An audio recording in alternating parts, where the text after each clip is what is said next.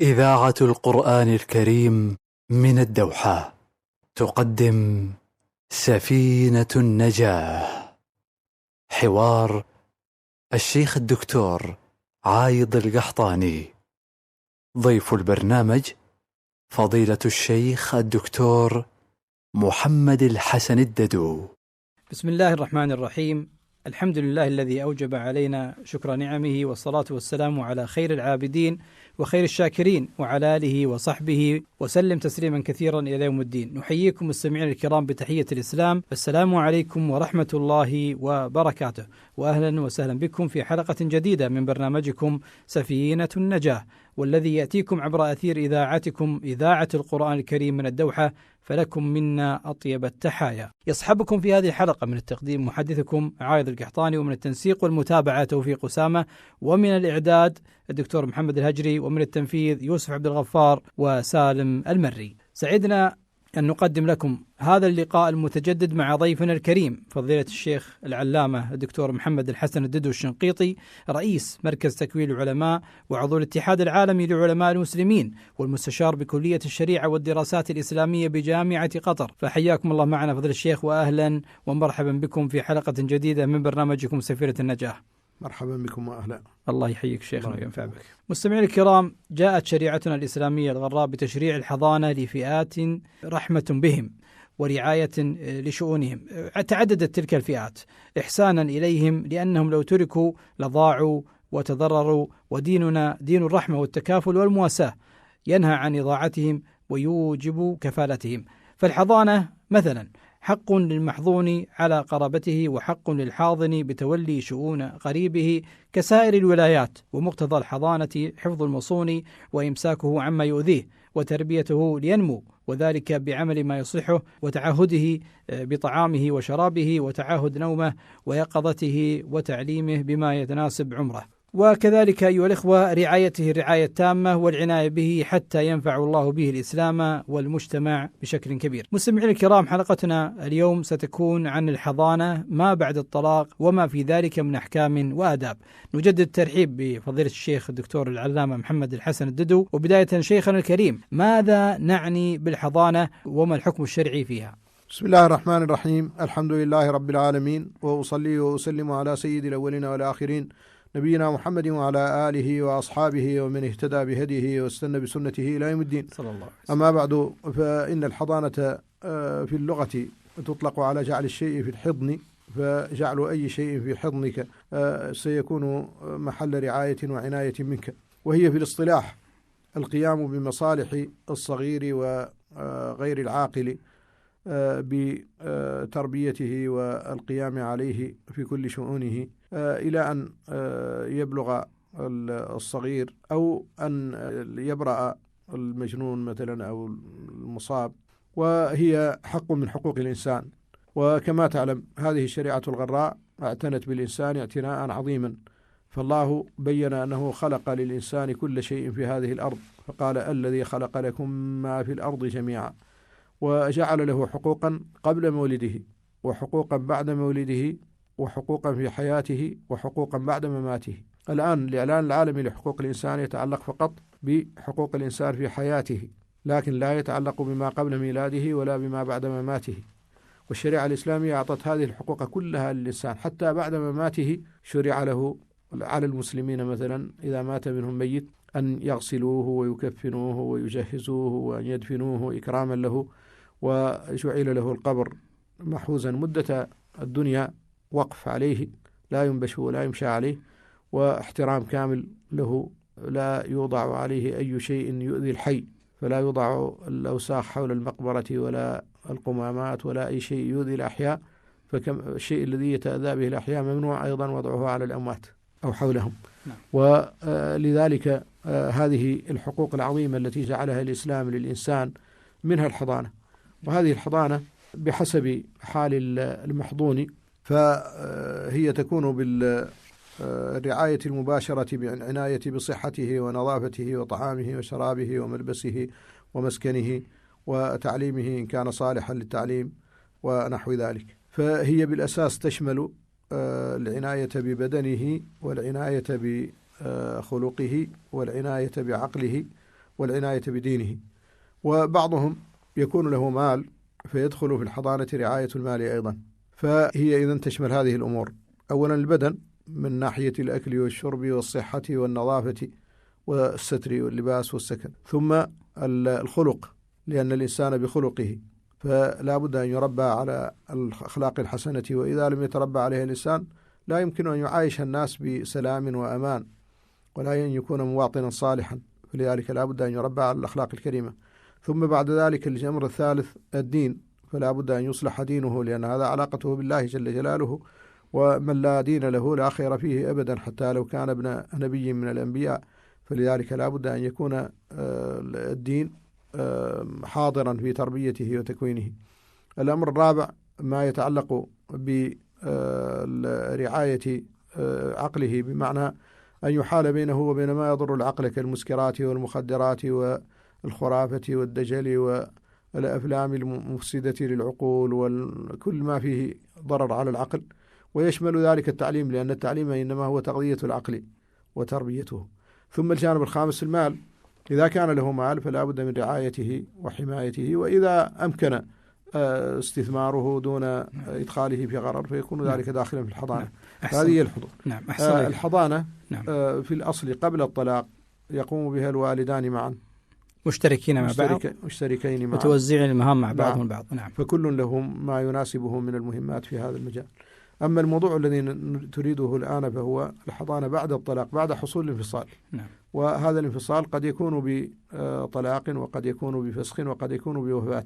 هي فرق النكاح ثلاثة: إما بطلاق بحصول الطلاق بين زوجين، وإما بفسخ كثبوت المحرمية مثلا، أو فسخ النكاح بينهما لسبب من الأسباب، وإما بسبب موت أحدهما فتقع الفرقة، فيبقى المحضون حينئذ لا بد أن يحضن على كل حال من هذه الفرق الثلاث.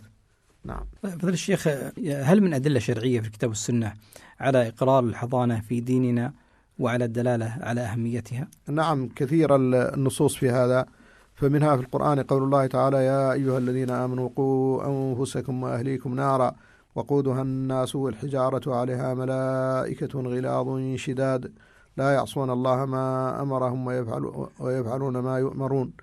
ومنها قوله تعالى: لينفق ذو سعة من سعته ومن قدر عليه رزقه فلينفق مما آتاه الله لا يكلف الله نفسا إلا ما آتاها سيجعل الله بعد عسر يسرا. ومنها ما يتعلق بالرضاع، وقد جاء فيه عدد كبير من الآيات كقول الله تعالى: والوالدات يرضعن أولادهن حولين كاملين لمن أراد أن يتم الرضاعة وعلى المولود له رزقهن وكسوتهن بالمعروف لا تكلف نفس إلا وسعها لا تضار والدة بولدها ولا مولود له بولده وعلى الوارث مثل ذلك فإن أرادا فصالا عن تراض منهما، فصالا هنا أي فطاما عن تراض منهما وتشاور فلا جناح عليهما. وإن أردتم أن تسترضعوا أولادكم أي عند غير الأمهات، وإن أردتم أن تسترضعوا أولادكم فلا جناح عليكم إذا سلمتم ما آتيتم بالمعروف. وكذلك قال تعالى: حصن الإنسان بوالديه إحسانا حملته أمه وهنا على وهن وفصاله في عامين أن اشكر لي ولوالديك إلي المصير.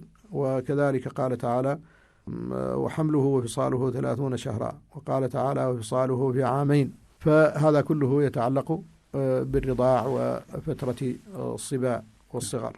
ثم بعد ذلك ما زاد على ذلك جاء فيه عدد كبير من الأحاديث، مثل قول النبي صلى الله عليه وسلم: مروا أولادكم بالصلاة ل7 واضربوهم عليها ل10 وفرقوا بينهم في المضاجع.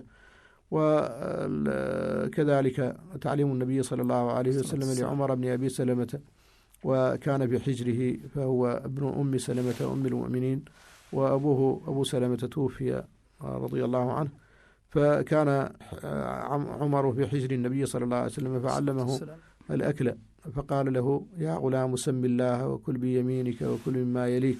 وهذا ما يتعلق بتعليم الأطفال الأخلاق وتربيتهم على ما هو نافع لهم. والنصوص في هذا الباب كثيرة جدا.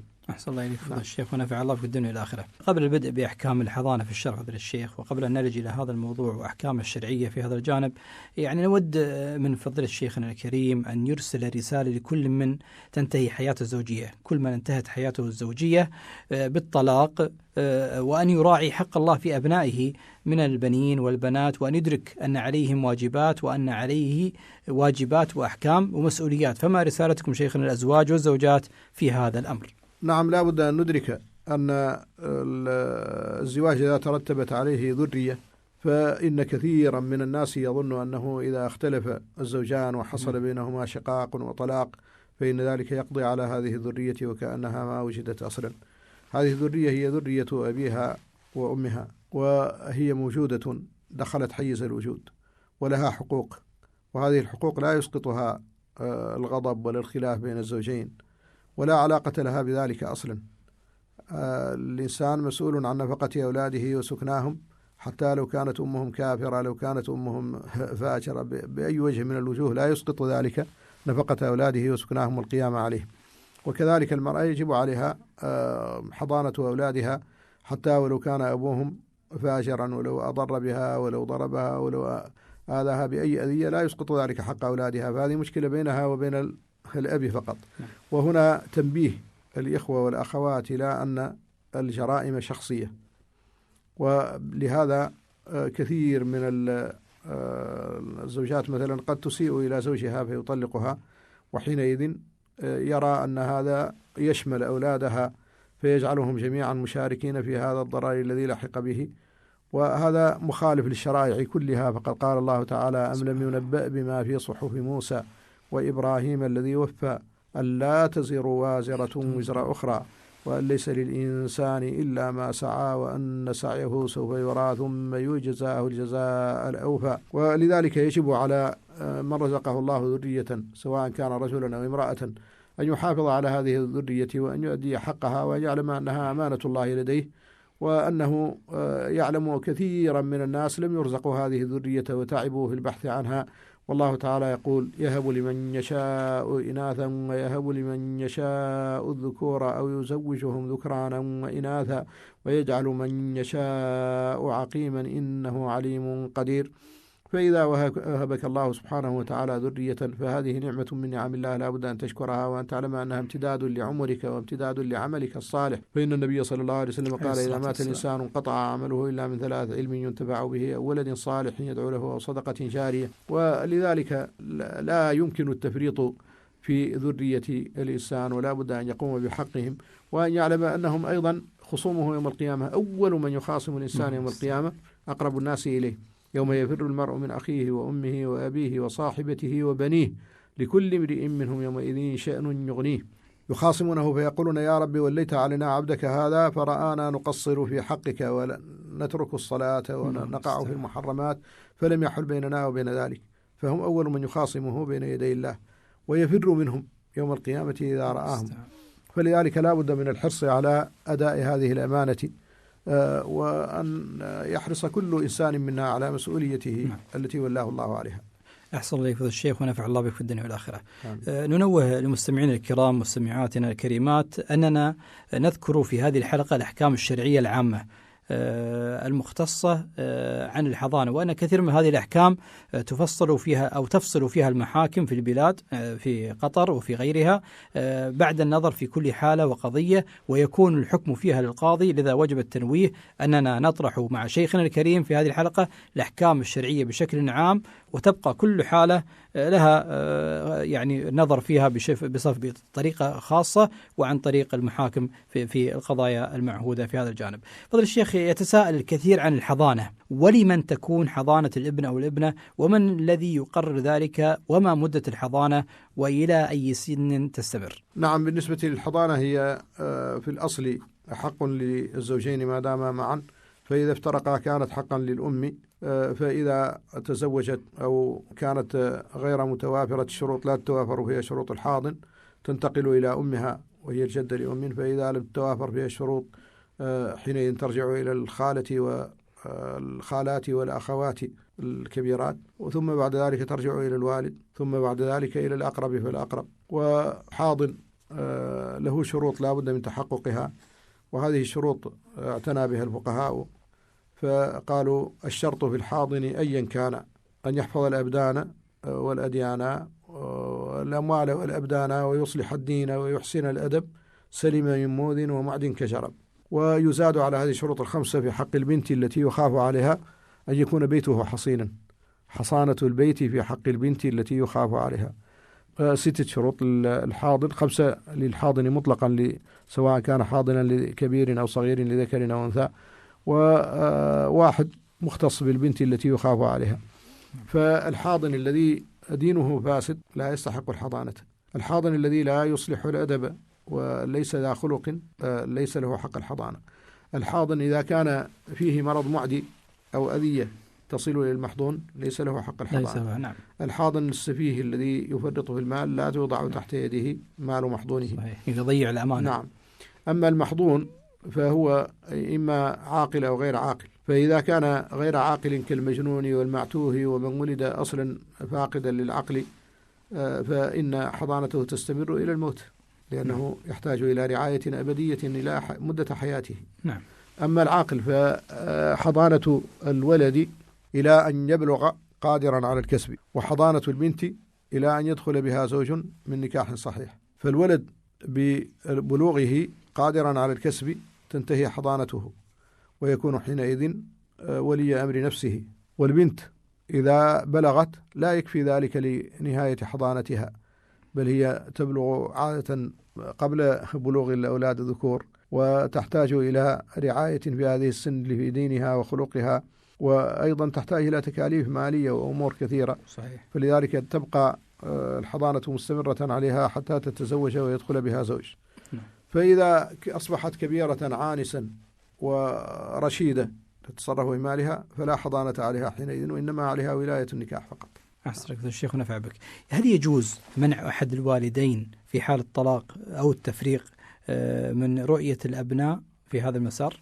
لا يجوز ذلك، بل هو من قطيعة الرحم البينة. نعم. وقطيعة الرحم من أكبر الذنوب وأكبر الكبائر، والله تعالى يقول فهل عسيتم إن توليتم أن تفسدوا في الأرض وتقطعوا أرحامكم أولئك الذين لعنهم الله فأصمهم وأعمى أبصارهم. وقد صح عن النبي صلى الله عليه وسلم أنه قال لما قضى الله خلق الخلق قامت الرحم فتعلقت بساق العرش فقالت يا رب هذا مقام العائذ بك من القطيعة، فقال أما ترضين أن أصل من وصلك وأقطع من قطعك؟ قالت رضيت. قال فذلك لك. فلذلك لا يحل للوالد أن يمنع أولاده من رؤية أمهم، ولا يحل للأم أن تمنع أولادها من رؤية أبيهم ومن زيارته المتكررة. وإذا خيف عليهم من عدوى أو من ضرر أو من أن يعلمهم شرا فتكون تلك الزيارات في أوقات يكون معهم الحاضن أو معهم من يشرف عليهم ويمنعه من أذيتهم. وكذلك الأقارب الآخرون كالأجداد، فالجد لأب والجد لأم، وكذلك الجدة والجد لأب والجدة لأم من حقوقهم أيضا أن يروهم، ولا يحل منعهم من رؤيتهم بل لا بد من زيارتهم. نعم. وإذا مات الوالد فيكون الأعمام أيضا بمثابته، فلهم الحق في الزيارة والاطلاع على حال ابن أخيهم وابنة أخيهم. نعم. وهكذا. نعم. فضل الشيخ أيضا في هذا المجال أيضا البعض وليس الكل، وهو البعض اليسير جدا إن شاء الله في مجتمعنا ومجتمعاتنا، يعني ماذا عن تكريه الأبناء بعد الطلاق؟ يأتي بعض الناس رجال أو نساء تطلقوا يعني بعد طلاق بالأب، في حال كانت الحضانة عند الأم مثلا يبدأ يكرههم بالأم، فإذا كانت الحضانة عند الأب يبدأ تكرههم في الأب، وقس على ذلك مثلا ونشر الأكاذيب والأقوال التي تنفر الأبناء من حب والدهم أو حب والدتهم. ما رأيك في هذا الجانب وما توجيهك الشرعي للآباء والأمهات؟ لا شك أن هذا جريمة في حق المحضون وجريمة في حق المجتمع، فهي تقتضي إشاعة القطيعة وإشاعة قطع الأرحام، وأيضا إذا كانت بكذب أو بهتان وغيبة ونميمة فيكون ذلك جمع عددا من الكبائر التي حرمها الله سبحانه وتعالى وبين ضررها على الفرد والمجتمع. فلذلك على العقلاء أن يدركوا أن سعيهم في الأرض فسادا يقع بتفريق القلوب وتفريق الكلمة، وأن عليهم أن يكونوا من الذين يجمعون ولا يفرقون، وأن يحببوا كل أفراد المجتمع حتى ولو لم يكن بينهم قرابة، لا بد أن يحب بعضهم بعضا، وأن يتعاونوا على ما أمرهم الله بالتعاون عليه، وتعاونوا على البر والتقوى، وألا يشيعوا أي فاحشة بينهم، ومن الفواحش قطيعة الأرحام. وإذا كان بين المرأة وزوجها السابق حقوق أو عداوات أو مشكلات، فهذه نسعى لإصلاحها ولا نسعى لزيادتها، ولا بد أن نعلم أنها لا ينبغي أن تتعدى محلها. فليس للزوج أن يأكل غيبة مطلقته، ولا أن يتكلم في عرضها بأي وجه من الوجوه، ولا أن يذكرها بشر، أجنبية وغريبة.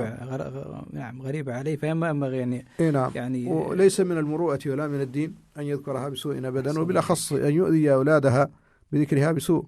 فالنبي صلى الله عليه وسلم نهى عن ذكر قادة الشرك لدى أولادهم بسوء، نهى عن ذلك لأنه أذي الإنسان أن تؤذيه. فكيف من كان بينك وبين الفضل سب أبيه أو أمه، فكيف بمن كان من المسلمين.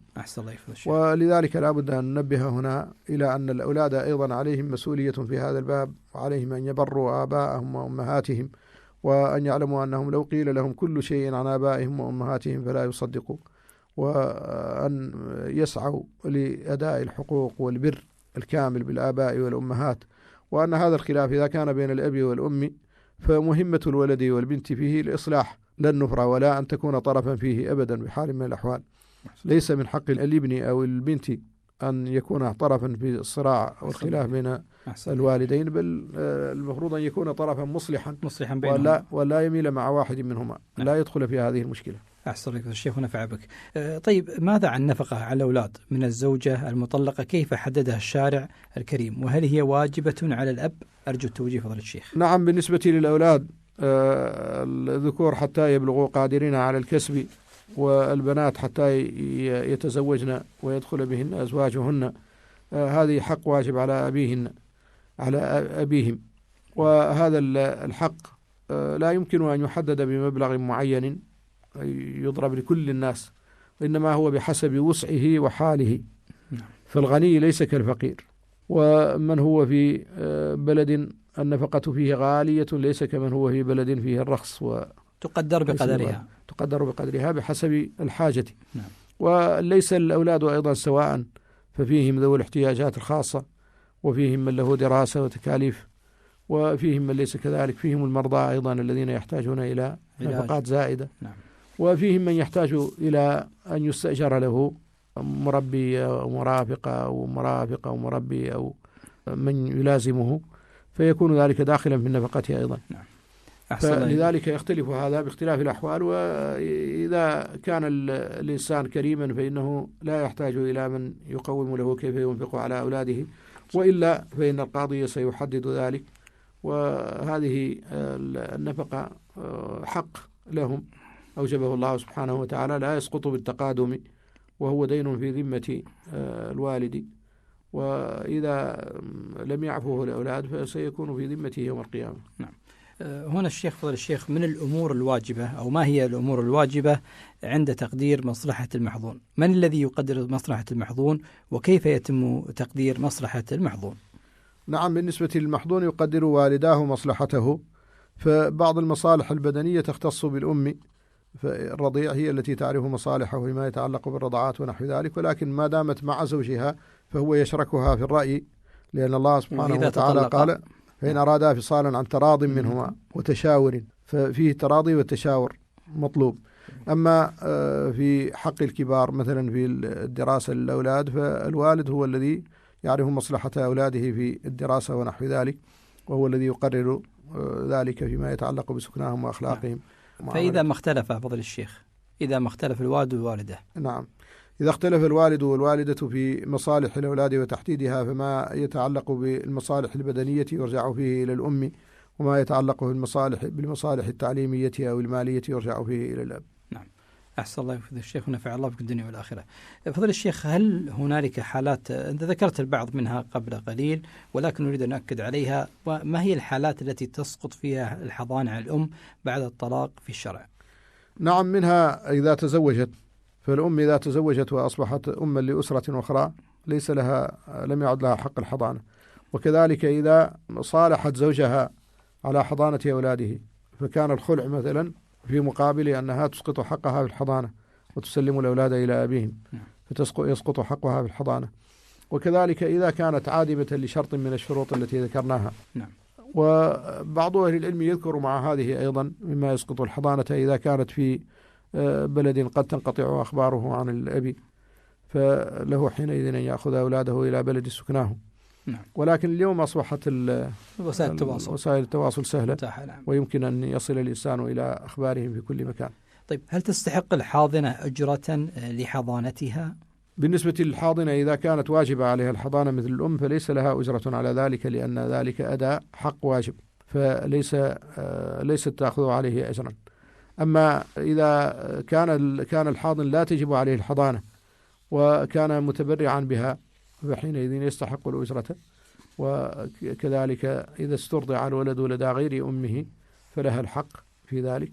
وأما الأم فلها ما دامت زوجة النفقة والسكنى، هذا حق الزوجية. أما الحضانة فليس لها ذلك، ولكن يمكن أن تشترك مع محضونها في سكنه ونفقته فقط.